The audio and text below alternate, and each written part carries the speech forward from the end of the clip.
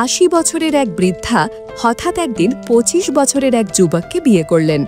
গ্রামের লোক তো অবাক, কেউ বলল ভণ্ডামি, কেউ বলল নাটক, কিন্তু তারপর যা হলো তা সবাইকে চমকে দিয়েছে।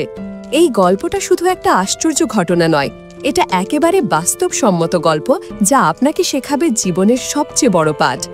এটা এক ছোট্ট গ্রাম, নাম তার স্বরূপগঞ্জ। সেখানেই থাকতেন অশীতিপর এক মহিলা লালমণি দাসী। একা এক ঘরে থাকতেন। স্বামী মারা গেছেন ৩০ বছর আগে, সন্তান কেউ ছিল না। গ্রামের লোকজন বলতো ও বুড়ি তো পাগল হয়ে গেছে একা একা থাকতে থাকতে। কিন্তু লালমণি দাসী ছিলেন অদ্ভুত রকমের আত্মবিশ্বাসী। প্রতিদিন ভোরে উঠে মন্দিরে যেতেন, নিজের হাতে রান্না করতেন, দরিদ্রদের মাঝে খাওয়াতেন।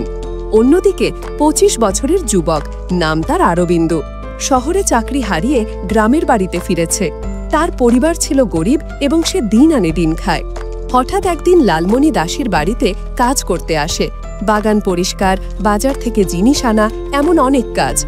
৩ মাসের মধ্যেই কিছু একটা বদলাতে শুরু করল। গ্রামের মানুষ লক্ষ্য করল বুড়ি হাসছেন বেশি, আর আরবিন্দ যেন একটা ভিন্ন শক্তি পাচ্ছে।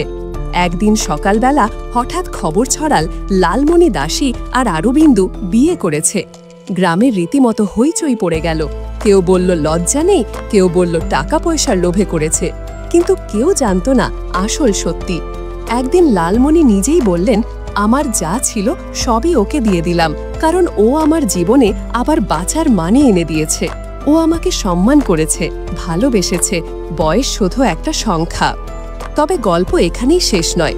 বিয়ের পর দুজন মিলে একটা চ্যারিটি খুলে ফেললেন, বুড়ো ও একাকী মানুষদের জন্য। আরবিন্দু সেখানে কাজ শুরু করলেন পুরোদমে। গ্রামের বয়স্ক মানুষদের খাওয়া, ওষুধ, থাকার ব্যবস্থা করে দিলেন তারা।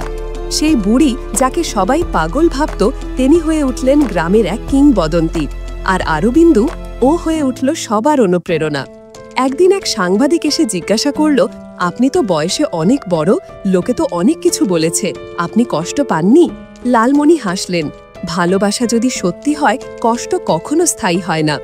এই আশ্চর্য ঘটনা আমাদের শেখায়, ভালোবাসা মানে শুধু যৌবন না, তা মানে সম্মান, সহানুভূতি এবং আত্মিক বন্ধন। এই বাস্তবসম্মত গল্প আজও আমাদের মনে করিয়ে দেয়, মানুষের বয়স নয়, মনটাই সবথেকে গুরুত্বপূর্ণ। আপনাদের যদি এই ভিডিওটি ভালো লেগে থাকে তাহলে অবশ্যই একটা লাইক দিন, আর কমেন্টে লিখে জানাবেন আপনি কি ভাবেন এই সম্পর্কটা ঠিক ছিল। আর যদি আরও এমন মানবিক চিন্তা উদ্দীপক গল্প পেতে চান তাহলে এখনই মন কাহানি দুনিয়া চ্যানেলটাকে সাবস্ক্রাইব করুন। পরের গল্পে দেখা হবে। ধন্যবাদ।